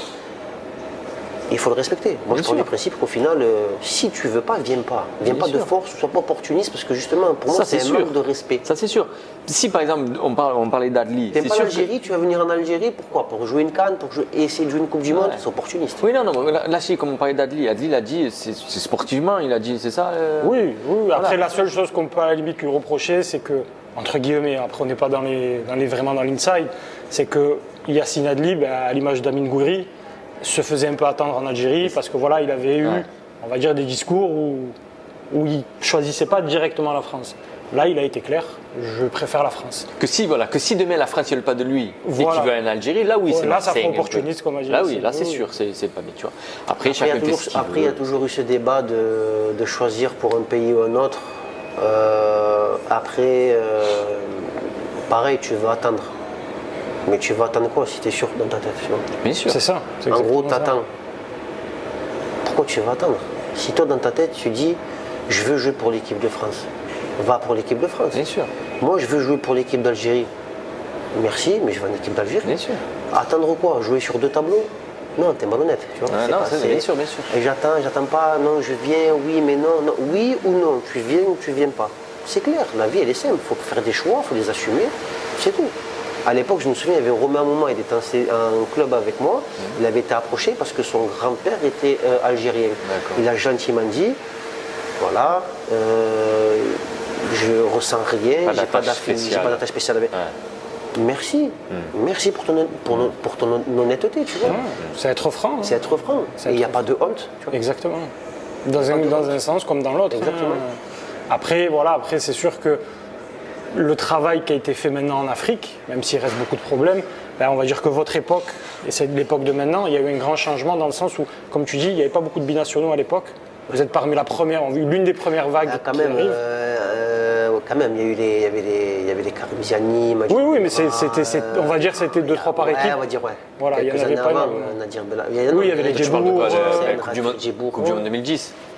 Coupe du Monde avant, ouais, même avant. Même avant, Coupe tu du Monde parles. 2010. Rice, il arrive en Coupe du Monde. Abdoun. Parce que Fouad Kadjir, il arrive en 2010, Coupe du Monde. 2010, Karim Ouais, Djani, Hassan Medji Yebda. Moustapha. Ouais, non, c'est Arsène Yebda, ils sont arrivés ouais, à ce moment-là. Tu vois. Ouais, donc maintenant, on va dire voilà, de cette époque, on va dire de 2010 où les binationaux commencent à arriver et où le choix se faisait entre guillemets parce que le cœur était là. Maintenant, on se rend compte que à l'heure actuelle, les enfants, enfin, on va dire les jeunes joueurs, ont le choix entre son pays d'origine, on va prendre l'Afrique, ou l'Europe, pour son deuxième pays ou son premier pays. Maintenant, ils voient qu'il y a assez structuré, entre guillemets. Donc ils savent que peut-être, s'il y a le cœur, ils ont on va dire, des garanties plus ou moins sportives à se dire, bon, on a pu voir le Maroc en dernière Coupe du Monde qui arrive en demi-finale. On va dire qu'il y a un engouement derrière les sélections et les jeunes, de plus en plus jeunes, préfèrent des sélections, on va dire chez les jeunes, soit en Algérie ou dans d'autres pays, à choisir leur pays d'origine, parce qu'aussi peut-être il y a des problèmes dans leur pays de base. On va prendre la France par exemple, il y a eu l'histoire du Ramadan, peut-être qu'il y a des jeunes qui se disent ok, moi je me sentirais plus proche de l'Algérie, du Maroc ou d'un autre pays musulman, parce que je vais pouvoir pratiquer ma vie comme je veux. Il n'y a personne qui va me dire si tu veux la sélection, il faut que tu fasses l'impasse sur certaines choses dans ta vie qui sont importantes. Alors que c'est des choses qui ne devraient même pas rentrer en rigueur pour moi. Moi, je trouve que tu es jugé sur l'aspect sportif. Malheureusement, en France, je pense qu'on est un petit peu arriéré sur ce sujet-là. En Angleterre, ça se passe très bien. Je ne verrai pas pourquoi le jeune Benzema, à l'époque, il mangeait 2 dates, il en mettait 3. C'est personnel. En gros, tu peux le faire ou tu ne peux pas le faire. On est autorisé à ne pas le faire si on n'y arrive pas. Mais si tu te sens de jeûner toute la journée, de jouer un match de 90 minutes de haute intensité, après, ce n'est pas de la responsabilité du coach ou du club. En gros, moi, personnellement, une fois en club, on m'a dit, c'était au mois de Ramadan, pareil, on a dit, on a perdu à cause de toi parce que tu fais le Ramadan. Eh ben, merci, au revoir, je rentre chez moi. Je casse mon contrat, je rentre chez moi. Mais clair et net, ma femme, qu'est-ce qu'on fait? Demain, on prend le billet, on va à Marseille, on rentre, ça y est, c'est bon. Je n'ai pas tué mon Ramadan. On m'accuse de choses, ils sont malhonnêtes, ils ne sont pas honnêtes envers moi, ils cherchent des excuses, moi je ne me cache pas. Voilà. Moi je sais ce que je fais et je sais ce que je dois faire justement pour pas qu'on me reproche le fait de faire le Ramadan. Ça veut dire que quand je suis en mois de jeûne, et malheureusement même en France, on te regarde avec une loupe. Est-ce qu'il est en forme? Est-ce qu'il va se blesser? Est-ce qu'il court plus que les autres? Alors oui, je cours plus que les autres. Alors oui, je vais faire plus que les autres parce que je suis obligé de vous montrer que je peux le faire. Ça revient sur toi. Et c'est dramatique. Ça revient à ce que tu disais quand tu es arrivé à la Real Sociedad. En gros, il faut que je fasse plus que les Basques. Alors la Real Sociedad, c'est pas sur l'aspect religieux, mais sur l'aspect, on va dire, couleur de peau. Tu vois ce que je veux dire? En gros, dans ta religion, dans ta pratique, ils ne vont pas forcément te rendre fou. Ils vont te laisser faire. Parce que ça reste quand même un pays catholique, mais croyant. Donc, ils ont cette forme de respect quand même, on va dire, au niveau religieux. Par contre, niveau ethnique, ça a été un problème. Alors maintenant, je ne sais pas si ça a évolué, mais bon, tu vois encore Vinicius. Problèmes, des cris de singe, des enfants. Le frère à Williams aussi, là. Tu peux pas, ça n'arrive. Et moi, je suis d'accord avec, je ne sais plus qui disait ça, je crois que c'était Samuel Eto'o à l'époque. Il faut taper dans le portefeuille. En gros, racisme, Italie, Espagne, où tu veux, on arrête le match. Il faut tout arrêter, mais bien sûr. On arrête le match. Ça va coûter des millions. Ils vont se poser les vraies questions. Parce qu'il ne faut pas se mentir, des pancartes, non au racisme. Quand je vois à la mi-temps, alors c'est bien, Messi, Ronaldo, toutes les Neuer et compagnie qui disent non au racisme, ça marche. Tu crois que le raciste, il ne va pas y aller au stade? Il va te dire, ouais, d'accord, je vais y aller encore 2 fois plus. Non, en fait, les racistes, faut y aller, il faut dire c'est toi, à vie tu es interdit de stade, il y a des caméras partout. Il faut sanctionner, malheureusement il faut sanctionner les clubs. Mais bien sûr. Oui, surtout. De points, de pénalités, et c'est comme ça que tu vas faire les choses, tu vas arranger les choses, tu vas faire bouger les choses. Parce que vos publicités, non au racisme, non au racisme, c'est mettre de l'argent pour moi C'est pour se faire bonne conscience. Exactement. Voilà. Ça ne changera rien. Ouais, on combat contre le racisme, mais en fait, on ne fait rien. On fait rien. de On fait concret. rien. Et moi, je trouve que c'est regrettable. Et moi, j'ai toujours dit, j'ai un frère, un ami, un gars de mon équipe qui est noir, arabe, chinois, ce que tu veux, colombien, tout ce que tu veux. Il est victime de racisme pour sa couleur de peau. Mais en fait, je comprends pas tous ces joueurs qui vont voir le joueur et lui disent non, ça me fout. vas-y, passe à autre chose. ça me rend Non, en fait, tu devrais lui dire On vient avec toi, on tu se vas arrêter casse le match avec toi, bien sûr. Je viens tout de suite. Mais bien sûr. Et celui qui vient pas, je te considère peut-être un peu bizarre. T'as vu Bien sûr, ouais, bien sûr. Genre, tu viens pas parce qu'on me fait des cris de seuil, tu veux continuer le match, je te trouve chelou. Ouais. Après, c'est à, J'ai la des Ligue- doutes sur quoi. c'est à la Ligue aussi de faire le travail. On va prendre l'exemple de l'Espagne. oui, bien sûr. Un mec comme Vinicius Junior, c'est pas la première fois, c'est pas la deuxième fois, c'est pas la troisième fois, c'est limite un match sur deux. Il y a un moment où s'ils prennent pas ce problème, on va dire à bras le corps et essayer de trouver une solution ou des solutions, les joueurs vont partir. La Liga qui perd Vinicius, elle perd bon, même si elle va récupérer, on va dire Mbappé, mais tu perds un joueur comme Vinicius pour la Liga, c'est super important. C'est pour ça que, bon, après c'est compliqué parce qu'on n'est pas à sa place. C'est pour ça que lui, il est au-dessus. En vrai, c'est un grand mot, mais il est au-dessus de la Liga. C'est la star de la Liga. Sort du terrain. bien, mais c'est- Après, je sais que c'est c'est pas ce qu'il évident. fait. Après, normalement, ça doit Mais être sort. à la Ligue de dire, écoute, enfin, à la Liga de dire, au premier cri raciste, avéré, merci, au revoir, Ouais, on s'arrête. On s'arrête. Parce que si demain Vinicius part, Je pense que tu arrêterais beaucoup de matchs. Ah oui, eh oui, mais Parce que bon, plus on ne le va dire passe, qu'au mais début, pour moi, mais c'est il faut. nécessaire. oui, il faut il tout faut. arrêter. On va dire qu'au début, tu vas arrêter beaucoup de matchs, C'est oui. ce qu'il faut. Mais au bout d'un moment, ça va se restreindre et au bout d'un moment, tu auras peut-être pas réglé le problème à 100%. Si tu l'as déjà réglé déjà de moitié, c'est déjà très bien. Eh oui. Et après, Après, petit à petit, essayer de. Moi, de ce que j'ai vécu, c'est qu'au final, les gens, malheureusement, ils ont une telle tension, pression de leur semaine de travail qu'ils vont au stade, pas forcément pour voir un match, mais pour libérer leur tension. Ah ben ça c'est... Et donc en gros, ils viennent au stade et des fois, je suis sûr que tu as déjà, ils doivent t'insulter, parce que moi, ça m'est arrivé plein de fois, tu vas Bien faire une sûr. touche, le mec, tu le regardes, on dirait il est possédé. Mais bien sûr. Tu dis, qu'est-ce qu'il a? Je vais faire une touche, il est violet, vert, il va faire un Par contre, malaise, le mec. mais déjà tu te dis... T'as envie de lui dire calme. Mais bien sûr, déjà, rien que tu vas au stade et t'insultes des gens. Ouais. Allez, il t'a fait quoi? Mais c'est ça que Tu je vois comprends pas. Moi, Il déjà, t'a- rien que les qu'est-ce qu'il t'a bagarres fait entre supporters. C'est n'importe quoi. C'est... Ok, tu es supporter de l'OM, tu as le droit. Tu es supporter de Nice ou d'une autre, je serais pris Nice, mais je prends un autre club, n'importe. Mais il a le droit d'être. Heureusement qu'on n'est pas tous dans un même club. Tu viens d'une ville, tu supportes un club, pourquoi tu vas pas parce que tu supportes fou, ouais, la c'est ville de vrai. ton club? Je comprends pas. Il n'y a que dans le foot que tu vois Mais ça. surtout que moi, je prends toujours cet exemple, j'en parle souvent à Paris. C'est incroyable, Moi qui ça. vis, ça fait 13 ans que je vais à Paris, j'en parle souvent. Avec les supporters du PSG, ceux qui sont à fond. Je leur dis, pourquoi t'aimes pas l'OM? Il est incapable de te dire pourquoi. Parce que il est ça incap- crée il est incapable de des te dire années, pourquoi mais il c'est pas déteste pourquoi l'OM. il déteste l'OM. C'est Il est incroyable. incapable de dire. Et pareil pour un Marseillais, à l'inverse, c'est la même chose. Tu vois, c'est la rivalité malsaine. Et bon, après, c'est des problèmes de société, là, ça dépasse le football, tu vois. C'est n'importe quoi. Moi, je pense que tant que ça reste sur le terrain, la rivalité, parce que moi aussi, j'ai joué des derbies, on va dire Bilbao Real Sociedad, c'était chaud, mais c'était pas aussi chaud qu'un match à l'africaine Ouais. en sélection. Mais ça dépasse l'entendement en fait. C'est-à-dire que des fois, tu aimerais aller au stade avec ton fils ou tes enfants pour voir un match, mais moi déjà, ça me freine. Ah, mais ça, c'est. Parce que je me dis, dans le basket, ça se passe bien. Dans le rugby, ça se passe bien. Dans tous les sports co, on va dire mondiaux, ça se passe bien. Le seul sport où tu as des problèmes de bagarre, de caillassage de bus, de problèmes comme ça, extra-sportifs dans les stades, de racisme et tout, c'est dans le foot. Ouais, c'est ça, et puis tu disais d'amener tes enfants au stade, et même ne serait-ce que toi en tant que joueur, tu as ta famille dans la tribune qui vient te voir jouer, et tu entends tes enfants qui entendent, tu te fais insulter, ma foi. ils sont là, ils n'ont rien demandé, ils se font insulter, et tu Ça te fais arrivé insulter. une fois, ça. Et j'ai compris qu'il y avait eu un truc qui s'était passé dans la tribune, ce qui faisait toute une tête. Maison qui faisait une tête bizarre. J'ai dit, qu'est-ce qui s'est passé? Il me dit, ton oncle, c'est un peu. Tu vois, après, c'est compréhensible.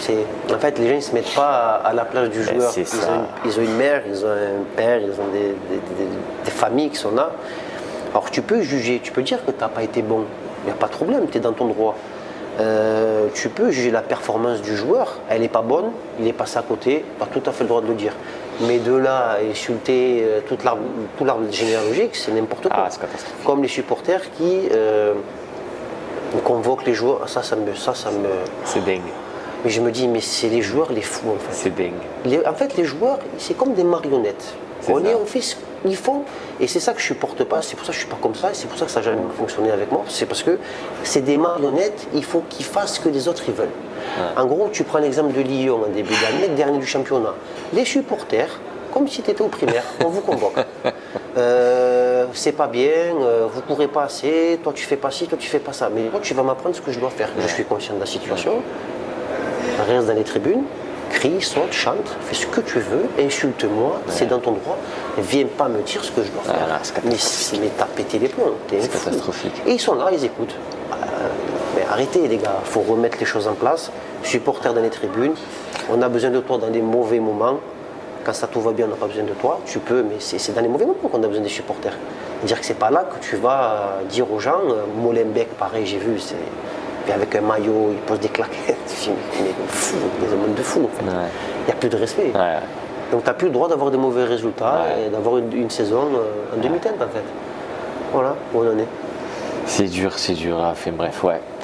Donc, enfin bref, tout ça pour dire qu'avec l'Algérie, tu as vécu des beaux moments. Et juste Exceptionnel. pour terminer avec l'Algérie, du coup, tu as de quelle année à quelle année, quelle compétition tu fais, tu vis quoi? Alors, 2010 à 2018.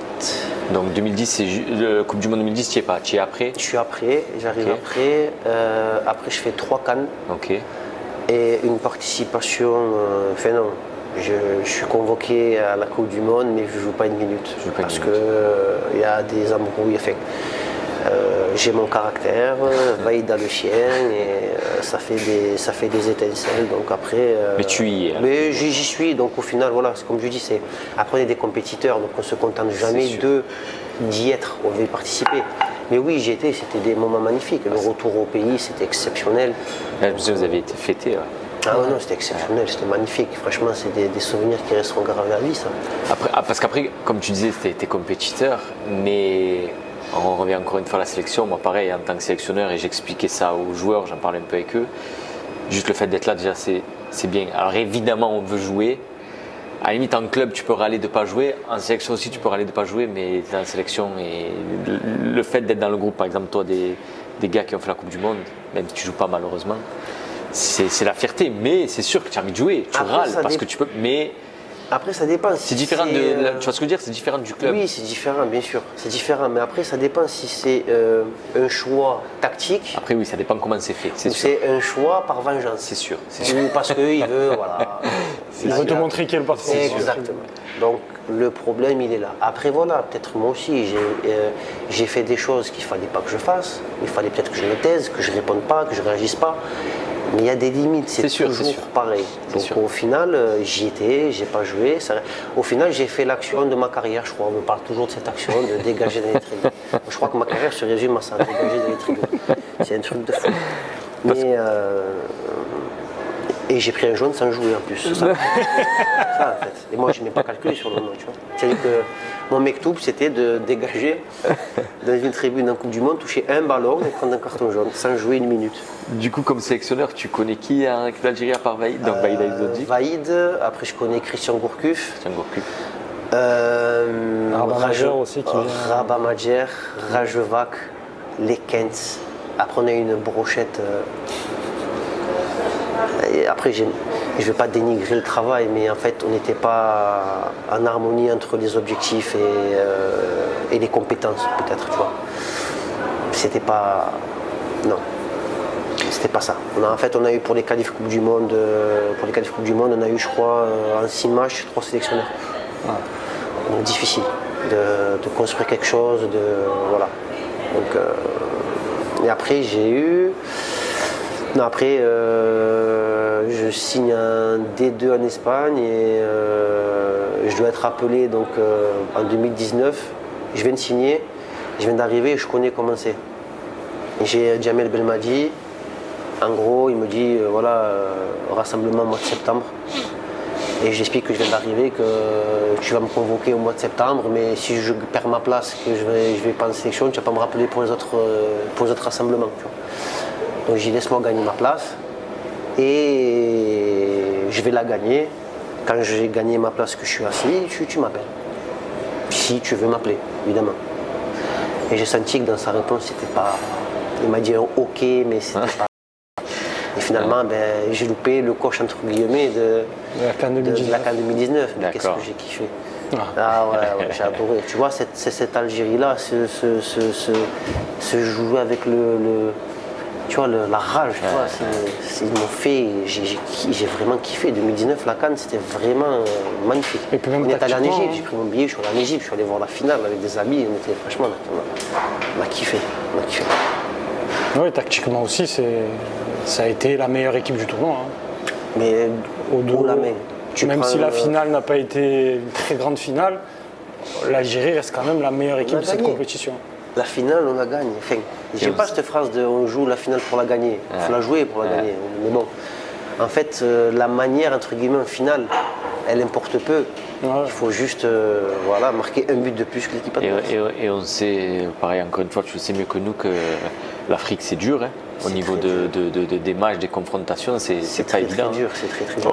Allez, hormis le jeu, rien que les terrains déjà, quand tu vas faire des éliminatoires ou même en CAN, des fois on tombe malheureusement sur des pays où. Là, 2019, c'était un bon terrain parce que c'était l'Égypte. ça allait, L'Égypte était de très bons terrains. C'était l'Égypte. À l'image de la Côte d'Ivoire aussi, sur la dernière Coupe du Monde, la dernière CAN, avait de bons terrains. Et c'est vrai qu'on va dire que les deux plus gros problèmes de l'Afrique depuis 20 ans restent l'arbitrage et les terrains. Ouais. C'est des problèmes qui se règlent, on va dire, Petit à petit. petit à petit.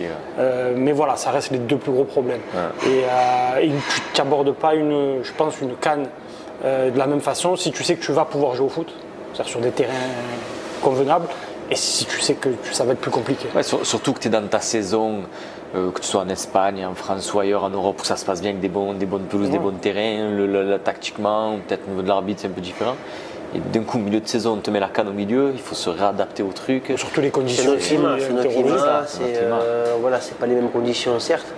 Après, moi, je suis partisan du fait que tu veux une belle compétition, il faut un beau terrain. Parce que tu as quasiment des joueurs. c'est Parce important. que tous les joueurs savent jouer plus ou moins au ballon. Contrôle passe, combiné. Et là, sur les dernières CAN, on a pris plaisir, tu vois. Ah oui. Parce que ça joue au ballon. Donc si tu donnes la possibilité aux joueurs de jouer, tu vas avoir du spectacle, tu vas avoir des beaux matchs, tu vas avoir du monde dans les stades. Si tu as une CAN, une compétition, n'importe laquelle, où les conditions ne sont pas réunies pour promouvoir le jeu et le football offensif, des buts, etc., des combinaisons, malheureusement tu vas pas attirer grand monde. Moi je me souviens, une première sélection en Gambie, moi qui aime relancer, impossible. C'était tout simplement impossible. Parce que les conditions n'étaient pas réunies pour relancer. Donc il faut s'adapter, mais il faut s'adapter rapidement. Tu vois. Ouais. Par exemple, tu vas jouer contre des Gambiens qui étaient habitués à ça. Eux, ils savent déjà. Tu vois. Ils savent le rebond, il est là, le trou, il est là. Toi, tu es là, tu peux te faire une entorse à tout moment. Moi, ça m'est arrivé plein de fois. Ça m'arrive plein de fois, ça. Entorse tout seul. Ouais. Et surtout que maintenant, on a la chance que beaucoup de joueurs africains jouent dans des grands championnats et sont importants. Exactement. Donc le club derrière, je prends l'image de Riyad Mahrez quand il était à Manchester City, ou Sadio Mané, Mohamed Salah quand il était à Liverpool. En tant que coach, en tant que président, quand tu envoies tes joueurs jouer sur des terrains un peu comme tu dis en Gambie où c'est compliqué, tu te dis, bon, je risque de le perdre et pas sur un tacle, pas sur quelque chose, c'est vraiment sur le terrain en lui-même. Alors que quand tu les envoies pour une compétition, ou par exemple, voilà, comme en Égypte ou comme en Côte d'Ivoire, tu sais que les terrains vont être nickel et que ça va se jouer, je pense que tu as un peu moins de pression toi-même en te disant, bon. Mais tu vois, l'impression que j'ai avec ces grands clubs, justement, Liverpool, Jurgen Klopp, ces grands coachs, c'est que, on parlait du Ramadan la dernière fois, tout à l'heure, c'est qu'ils ne mettent pas de contraintes à leurs joueurs. Ouais, sûr. En gros, tu sens que, par exemple, tu prends l'exemple de Mo Salah ou de Riyad Mahrez, je suis sûr qu'ils vont en sélection, le club, il ne dit pas, fais attention, va, fais ta compétition, sois concentré à 100%. Tu es jeune, on va écourter les l'échauffement, tu vas rentrer, tu vois, l'adaptation. C'est de l'intelligence. Je pense que c'est plus les clubs, entre guillemets, moins importants, moins huppés, qui vont me rendre fou. Parce que moi, c'était ça au final. C'était, par exemple, moi, on me prenait la tête, mais c'était pas Liverpool. Hein. Ouais. C'était, on va dire, voilà, des clubs où ils cherchent la petite bête. Ouais, c'est ça. Pour rien. C'est ça. Peut-être que ça va changer, après peut-être il y a des joueurs qui ne sont pas allés en compétition, par exemple à des Cannes, où je suis sûr que c'est les clubs derrière qui ont dit n'y va pas, ils ont mis la pression, ils sont pas allés. C'est possible. C'est pas normal. Non, c'est pas normal. C'est comme quand on me dit si tu vas avec l'Algérie, on fera les clubs, ils feront sans toi. Il y a beaucoup de clubs qui feront sans toi et moi je ferai sans toi dans l'avenir. Ça veut dire quoi en fait? C'est de la pression, tu mets un peu de pression. Quoi. C'est malsain. Après, oui, c'est malsain, c'est très malsain. Normalement, tu devrais pouvoir représenter ta sélection, rugby, avec toute la confiance qu'on peut te donner. Quoi. Et derrière, tu ne peux pas te dire, je vais à la CAN, mais je sais quand je vais rentrer, ça va être compliqué parce qu'ils ne vont pas me faire jouer, ou ils vont me mettre des bâtons dans les roues, ils vont m'envoyer en équipe peut-être réserve, etc., etc. C'est malheureux, c'est malsain comme tu dis, c'est malheureux. Juste dommage. On est bientôt arrivé au bout, rapidement. Donc on a parlé de la Real Sociedad. Rapidement, là, après la Real Sociedad, du coup, il se passe quoi en termes de club? Ton parcours, on a parlé de l'Algérie, il se passe quoi après? Real Sociedad, je casse mon contrat. Je rencontre ma femme. Et en fait, j'ai fait, comme je dis à l'époque, j'ai fait un choix de vie plutôt que de carrière. En fait, j'ai raisonné, en gros, je me dis, le foot, les qualités, j'ai. C'est-à-dire que quoi qu'il arrive, je vais pouvoir rebondir, entre guillemets, Inch'Allah. Je me disais toujours ça. Je dis par contre, ma femme, voilà, ma femme, pour moi, il n'y en a qu'une. Donc il faut que je fasse des choses. Elle est jouée donc à Lyon. On précise, donc ta femme, oui. Louisa Nessib, ancienne joueuse internationale, équipe de France, Olympique Lyonnais, maintenant consultante. On en dira un petit mot, sans rentrer d'intimité de coup, mais un petit mot sur elle après. Donc voilà, je la rencontre et il faut faire les choses bien, il faut faire le mariage, etc. Donc moi de mon côté, vu qu'elle est à Lyon, dans l'un des meilleurs clubs du monde, de France, c'était sa dernière année. Elle aurait pu continuer, parce qu'elle avait largement la possibilité de jouer la dernière Coupe du Monde en France, elle aurait eu 34 ans. Sauf que voilà, elle a dit je termine cette année et après je te suis. Donc moi j'ai dit écoute, moi j'arrête et je te laisse terminer ta saison. Et entre temps, j'ai retrouvé le Servette de Genève qui était à 1h30 de Lyon. Donc je me faisais des allers-retours Lyon-Genève, aller-retour tous les jours. Et ça a duré un an et demi, le temps qu'elle arrête sa carrière. Que je ne voulais pas lui imposer d'arrêter sa carrière comme ça, brutalement. Je voulais qu'elle termine bien comme il faut, qu'elle fasse sa saison et qu'on fasse notre vie ensemble, dans les règles de l'art, tout simplement. Sans brusquer personne, sans faire quoi que ce soit. Donc ça ne m'a pas empêché pendant ce temps-là d'aller en sélection. Ça a été critiqué parce que j'étais en D2 Suisse. Mais bon, moi je répondais toujours présent. On m'appelle, je viens. Même maintenant tu m'appelles, j'y vais. J'ai arrêté, mais j'y vais. Je suis blessé, j'y vais. Pas de problème. Donc on a fait notre bout de chemin. Elle a eu sa reconversion avec, comme tu dis, Bein Sport, France Télévisions. Là, Jérôme s'enflamme. Donc elle est épanouie dans ce qu'elle fait. Et moi, après ma carrière, j'ai voulu passer à autre chose, connaître autre chose, parce que je pars du principe que le foot, il n'y a pas que le foot dans la vie. Et comme je t'ai dit, j'avais eu une dernière expérience en Grèce qui où je me suis dit à 32 ans, je ne peux pas vivre des trucs comme ça, je suis marié, j'ai des enfants. Donc j'ai préféré arrêter, rentrer, on s'est installé ici à Marseille et alhamdoulilah, tout va bien. Donc maintenant, vie de famille, du coup d'avoir une femme encore, on va dire un peu dans le foot, vu qu'elle a... On en parlait tout à l'heure, elle a arrêté tôt, elle s'est consacrée à sa vie de famille avec toi, mais elle est toujours consultante, ça parle foot à la maison du coup. Ça parle foot. Le problème c'est que moi, je suis le foot d'un œil, et oui, elle, de par son métier, elle doit suivre beaucoup de matchs, elle doit regarder beaucoup de matchs, analyser, mais après elle a une facilité, alors je ne dis pas ça parce que c'est ma femme, mais machallah, elle analyse très bien les matchs, même moi quand je jouais, elle venait me voir. Elle savait quand je faisais un bon match, un mauvais match, ou quand l'équipe elle était bonne ou pas bonne, donc je disais ça va, c'est cohérent. Et donc à la maison, oui, ça parle ballon. Ça parle ballon, mais moi je la laisse vivre ses rêves, elle est épanouie, le plus important c'est qu'elle soit épanouie. Donc pour Pour moi, c'est le plus important. Le seul problème, c'est qu'elle n'a pas eu ce ballon d'or, comme je te disais. Et France Football, vous devez un ballon d'or à ma femme, je vous le dis. Elle ne vous le dira pas, mais moi je vous le dis, parce qu'elle est trop timide, moi je ne le suis pas. Vous devez un ballon d'or à ma femme. C'était la Zidanette du football féminin. Donc, quand tu t'appelles Zidanette, il y a Zidane. Il y a Zidane. Donc, il y a respect. Donc, respect, il y a ballon d'or, normalement. Après, voilà, ça s'est pas fait, c'est dommage. Mais franchement, je te dis, moi, ça a sa place. On en rigole, mais je suis sérieux. Je le réclame. J'exige d'avoir un ballon d'or par rapport à tout ce que, voilà, mon palmarès, mes qualités, c'est normal. C'est pas volé. Ah, c'est vrai que c'était quelque chose. Hein. C'était quelque chose. Je l'ai vu de mes yeux. Franchement, elle était 2 fois plus technique que la plupart des joueurs avec qui j'ai joué quasiment. C'était beau à voir techniquement. C'était net, c'était propre. Vision du jeu, espace, pas espace, temps fort, temps faible. Et dis-moi une avant et une après. Il n'y a pas eu. Et Camille Abidi était forte. Techniquement, j'aimais beaucoup. Mais avant ma femme, oui, et après. De ce calibre-là, de ce niveau-là, techniquement et tout, créatrice, je ne vois pas, je ne connais pas. Écoute, de toute façon, on en parlera.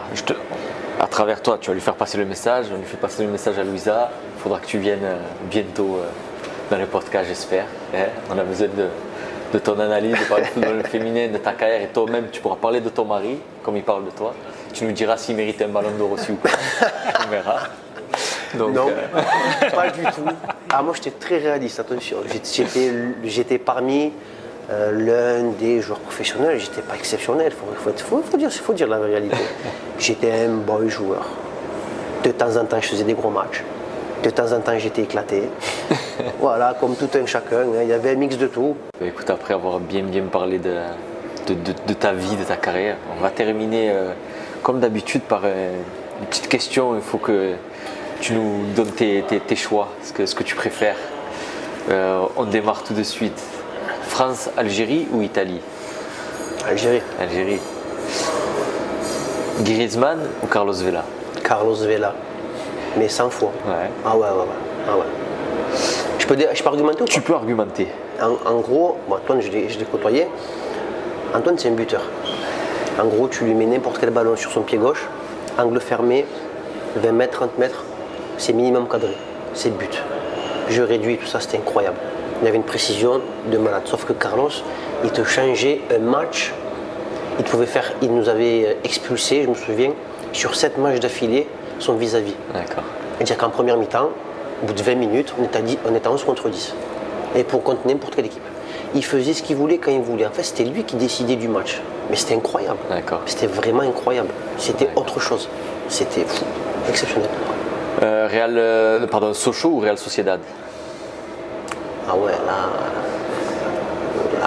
là c'est chaud. J'ai envie de te dire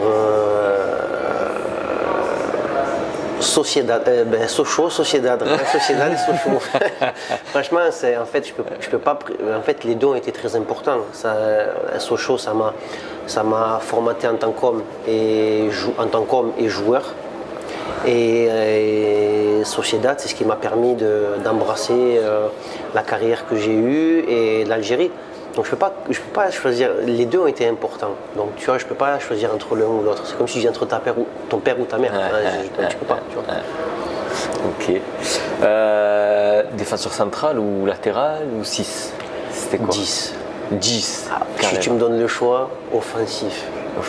En fait, moi, je te dis la vérité, je fais ma carrière, mais en soi, central, j'aimais pas trop. Tu vois, j'aimais bien quand j'étais latéral que je pouvais monter. Tu vois, faire des fins de centre et participer offensivement. J'ai toujours été attiré par l'offensif, tu vois. Donc, non, quand je te dis 10, c'est imagé, mais quand je jouais milieu droit, j'aimais beaucoup. Moi, je disais pas non. Mais voilà, le poste auquel tu as joué, c'était central. Après, voilà. Mais est-ce que celui que tu as préféré, de tous ceux que tu as goûté? Franchement, latéral. Latéral, mais après, j'étais objectif et avec mes qualités, je ne pouvais pas tenir une saison latérale parce que faut beaucoup d'efforts en fait, tu vois. Toulouse ou Marseille? Toulouse. Ta famille est toujours là-bas? Oui. Okay. Tu vas régulièrement? Oui. Ouais. Enfin, je vais les visiter quand je peux, tu vois. Malheureusement, après, j'ai ma vie et tout, donc quand je peux y aller, j'y vais. Mais après, Marseille aussi. J'aime bien Marseille. Enfin, je me suis installé dans ce sud-là parce que ma femme est de Marseille, mais Parce que j'aime aussi la ville. Ouais. J'aime ce côté tranquille, j'aime le côté voilà, mer, reposant, etc. Donc ce qu'on n'a pas à Toulouse, tu vois. D'accord. Donc en fait, ouais, je veux dire Toulouse et Marseille. D'accord. Claudio Bravo ou Raïs Mboli? Raïs. Là, c'est les sentiments. Là, tu peux me dire Casillas, Raïs. Ouais. Je prends Raïs de suite. Ouais. Mais vraiment, parce qu'en fait, les gens, ce qu'ils ne savent pas, c'est que Raïs, c'est vraiment un patriote. Il aime l'Algérie. Il n'est pas bavard, il ne s'exprime pas beaucoup. Mais toutes ces années où il a connu des galères, par exemple en club, où il n'avait pas de club, et il se préparait tout seul pendant des mois et des mois chez lui à Paris. Et il venait, il faisait son match, et il nous sauvait. Il nous a sauvés plein de fois, Raïs. À chaque fois, il a répondu présent. Et à chaque fois, on l'attendait au tournant. Mais à chaque fois, il a répondu présent. Okay. Il a une force tranquille qui fait que c'est dommage que pour moi, il n'a pas eu la carrière en club qu'il aurait dû avoir. Mais ah non, je kiffe trop. Raïs. Ok. Karim Ziani ou Fouad Kadjir? Ah ouais, les questions. Alors là, allez, je kiffe les deux en fait. Je vais dire la vérité. Fouad, c'est Cadinho, je l'appelle. Fouad, c'est Cadinho. J'aime trop en tant que joueur, en tant que personne. Il est simple, il est gentil. Et regarde ce qu'il fait encore avec Martigues à son âge, c'est beau. Question la plus facile ou la plus difficile, Zinedine Zidane ou Louis Anessib? Louis Anessib. Elle a trop d'importance dans ma vie pour que je choisisse Zidane. En fait, Zidane, il m'a fait rêver en tant que joueur. Mais ma femme m'a fait rêver aussi en tant que joueuse et dans ma vie de tous les jours. C'est mon pilier, c'est le pilier de la famille, c'est tout. Ok. Il faut que tu nous donnes ton plat préféré. C'est quoi ton plat préféré à manger? Sur du ramadan en plus, moi j'aime tous les plats du bled. Plat préféré. Il faut que tu nous en sortes un. Lequel? Ah,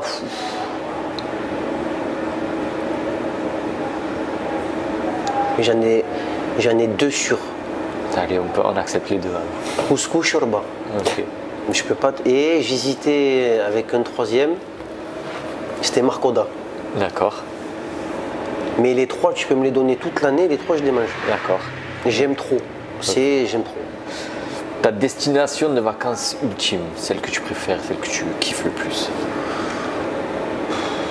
Franchement, tant que tu voyages avec les bonnes personnes, peu importe l'endroit, pour moi, tant qu'il y a la mer, parce que c'est important. Celle que tu as préférée, je sais pas moi, celle que. Ah là, dernièrement? Dans ta vie, ou celle que tu as connue, ou celle que tu aimerais faire, ou n'importe. La destination que tu préfères. Franchement, on a fait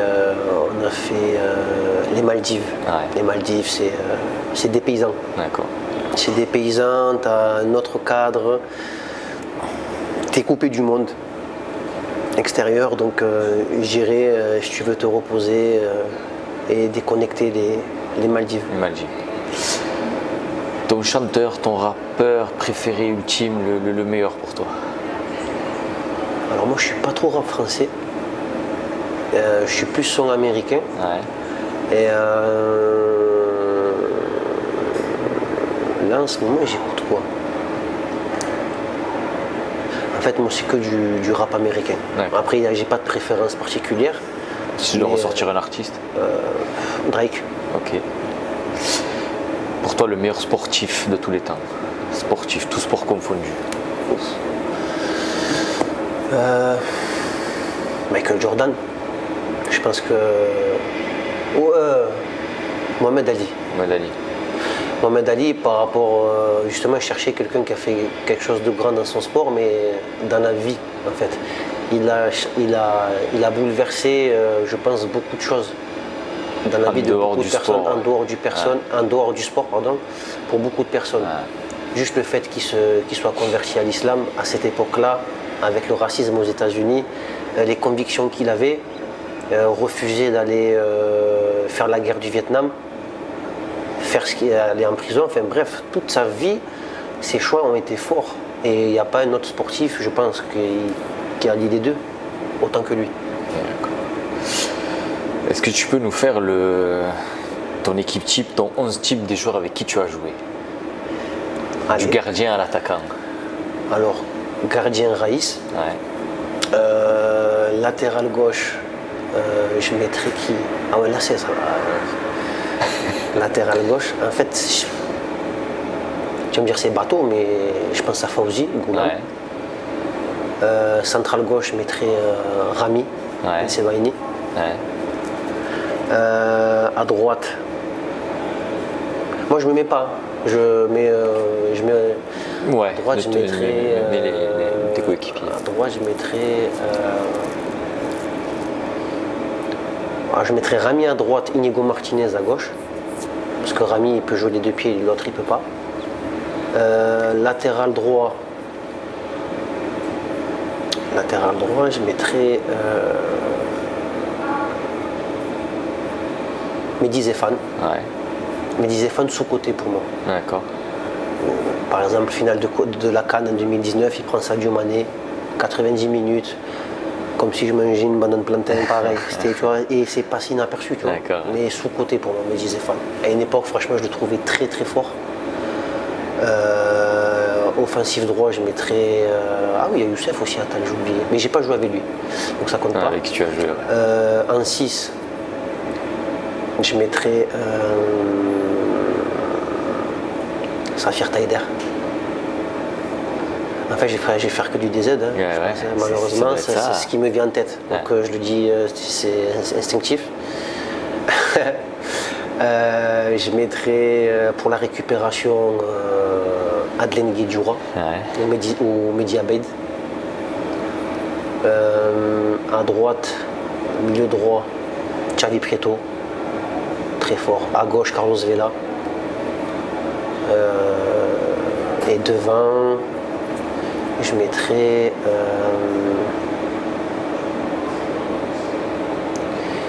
Gérard Moreno que j'ai eu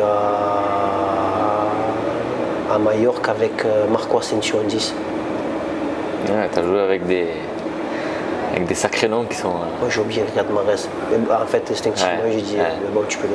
Yacine Brahimi aussi. Il y en a tellement. Il y en a tellement en fait. C'est-à-dire que. Yacine Brahimi, c'est quelque chose aussi. Donc en fait, je mettrais Yacine Brahimi à la place de Marco. Et je mettrais Riyad Mahrez à la place de Xavi Prieto. Ok. L'équipe d'Algérie, quoi. Ouais, en fait, c'est. Parce qu'en fait, je les connais tellement bien. Je pense que pour certains, à part Riyad qui a une grosse barrière, par exemple, tu prends Yacine Brahimi, je suis sûr qu'il aurait pu avoir, pour ma part, il aurait pu jouer dans un grand club, genre style Real Madrid. Quand tu vois James Rodriguez, sur sa saison à Monaco, qui fait une bonne Coupe du Monde, c'est une Real Madrid. Mais pour moi, Yacine, il vaut 2 James Rodriguez. Mais sans broncher, tu vois. Et donc, du coup, peut-être une question qui va être difficile ou peut-être facile, mais le joueur le plus fort avec qui tu as joué dans toute cette carrière de club et d'équipe nationale, le joueur vraiment, tu te dis, c'est vraiment le plus fort avec qui j'ai joué. Instinctivement, il y en a. Je vais mettre.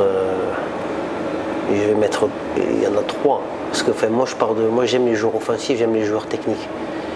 Et on va dire que les plus forts pour moi, ça a été Carlos Vela. Il y a eu Yas Brahimi. Très très fort. Très très fort, au-dessus du lot. Je vais prendre les deux. Même Riyad, tu peux mettre Riyad. Quand il est en forme, Riyad. Mehdi Lassène, techniquement très très fort. Je les vais faire des contrôles orientés sur des terrains, je dis wow, incroyable. Mais en règle générale, des aides. Ok, écoute, c'est le moment de te remercier, Kamel aussi. Avec plaisir. De l'ombre qui était dans sur la lumière aujourd'hui. Discussion. Et qu'on reverra. Merci à vous, franchement, moi j'ai kiffé en tout cas. Merci Yacine. C'est passé vite. Merci d'être venu, ça passe vite. J'ai parlé en toute franchise, honnêteté, comme si on était entre collègues. Voilà, c'est ça. C'est ça que j'aime. On a été sages, on n'a pas mangé. Hors caméra, on s'en occupe après. On s'en occupe après. Encore un grand merci à Poulet Braisé Marseille, qui nous a reçus. N'oubliez pas le jeu concours pour tenter de gagner cette soirée VIP ici avec ce gros plat Voilà, avec tout ce qu'il faut, tout ce qui va, les boissons qui vont avec. Voilà, ici au Poulet Braisé à Marseille, n'oubliez pas de liker la vidéo, de commenter, de mentionner voilà, la personne à qui vous voudriez venir justement partager ce bon repas. Et puis voilà quoi, Poulet Braisé Marseille, merci beaucoup. Encore merci Yacine. Avec plaisir, franchement. Encore merci à vous pour l'invitation. Franchement, j'ai passé un super moment. Ouais. Merci à Poulet Braisé aussi, qui nous a très très bien reçus. Ouais. Et franchement, venez. C'est bon. Venez nombreux. Venez nombreux, c'est vraiment bon. C'est vraiment bon. Ouais. Merci Kamel. Et puis on se retrouve très prochainement pour d'autres podcasts, le retour du Final Four, le retour du goûter, et puis voilà, plein d'autres choses, plein de contenus, plein d'invités intéressants. Merci à tous. Merci.